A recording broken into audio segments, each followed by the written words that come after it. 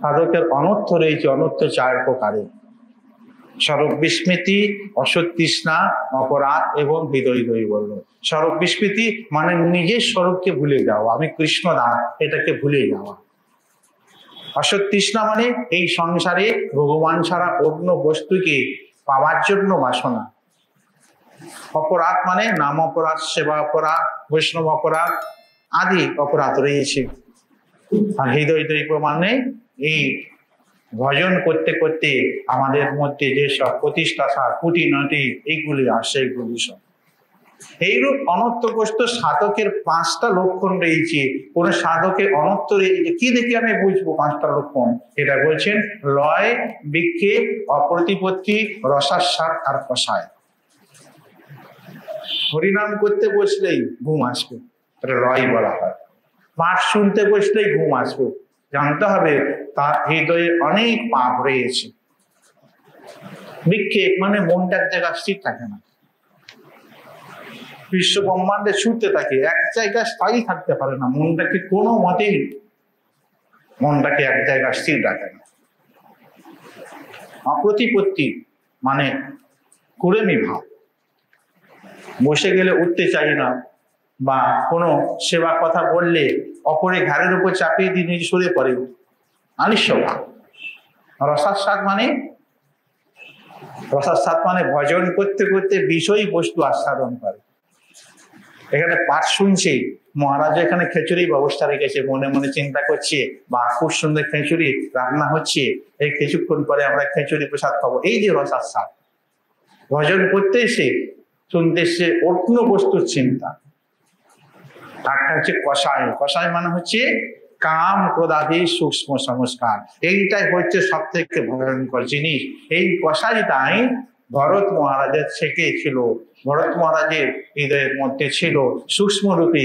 সেই জন্য ভরত মহারাজ 3 জন্ম লাভ করলেন। ভরত মহারাজ 1 বৎসর রাজত্ব করে তার নিজ পুত্রদেরকে রাজ্য দিয়ে তিনি চলে গেলেন কোথায়? তুলো আশ্রমে, গণ্ডকী নদীর তীরে। সেখানে একটা ছোট কুটির নির্মাণ করে তুলসী দেবীকে স্থাপন করে ভজন করতে প্রতিদিন সকালবেলাতে উঠে স্নান আদি করতেন, ঈশ্বরের আরাধনা করতেন, মন্ত্র জপ করতেন, যেমন ভক্ত জীবনের ভজন জীবনে যেগুলি করা উচিত সেইগুলি করতেন। একদিন ভোরবেলাতে নদীতে স্নান করতে গিয়েছেন, এমন সময় ভয়ঙ্কর গর্জন, এক সিংহ গর্জন করেছে। আর সিংহের গর্জনের মধ্যে একটা হরিণী গর্ভবতী ছিল, সে জলপান করতে এসেছে। সিংহের গর্জন শুনে সে নদীর মধ্যে ভয়ে ঝাঁপ দিয়েছেন, আর গর্ভপাত হয়ে গেছে। সেই সিংহ, এই হরিণী মারা গেলেন। সিংহের গর্জন শুনে হরিণী মারা গেলেন, আর ছোট্ট হরিণ শিশুটা জলের মধ্যে হাবুডুবু খেতে শুরু করলেন।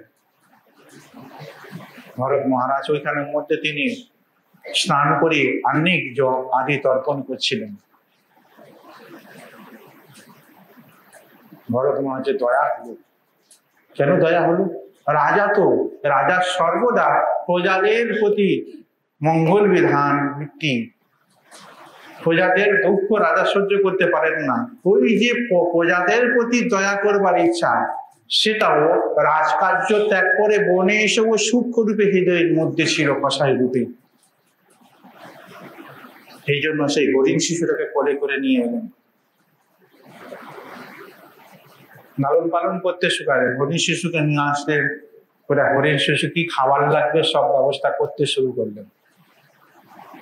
ভরত মহারাজ এসেছিলেন বনে ভজন করতে। ভজন করছেন কার? ভগবানের ভজন বাদ দিয়ে হরিণের ভজন। হরিণ শিশুটা খেলো কিনা? আর্নি করতে বসছে, হরিণ শিশুটা কোলে বসে যাচ্ছে। আর্নি করতে বসে হরিণ শিশুটা বাঘে খেয়ে ফেললো কিনা? প্রতি মুহূর্তে এই শিশুটাকে অন্য কেউ কিছু করলো, অন্য কোথাও পালিয়ে গেল, এই কথা চিন্তা করতে করতে করতে ভরত মহারাজ প্রাণ ত্যাগ করলেন। তখন পরের জন্মে হরিণ জন্ম লাভ করলেন। অন্তকালে চ মায়েবতেজ্যতান্তে কলে বড়। মৃত্যুর সময় যেমন যেমন চিন্তা করতে করতে মারা যায়, পরবর্তী জন্মটা সেইভাবেই লাভ করে। হরিণের চিন্তা করতে করতে হরিণ জন্ম পেলেন। তাহলে তো আপনারা বলতে পারেন, যদি আমি মৃত্যুর সময় এই ভগবানের চিন্তা করব, তাহলে ভগবানকে পেয়ে যাব,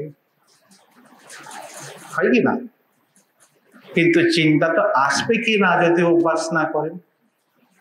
আপনি হরিনাম করছেন রাস্তার মধ্যে, জোরে জোরে উচ্চস্বরে ভগবানের নাম করছেন, হাতের মধ্যে হরিনামের মালা রয়েছে, রাস্তার মধ্যে যেতে যেতে একটা সাপের মধ্যে পা পড়ে গেছে, আপনি কি বলেন? হরে কৃষ্ণ বলেন, হরি বল বলেন, না কি বলেন?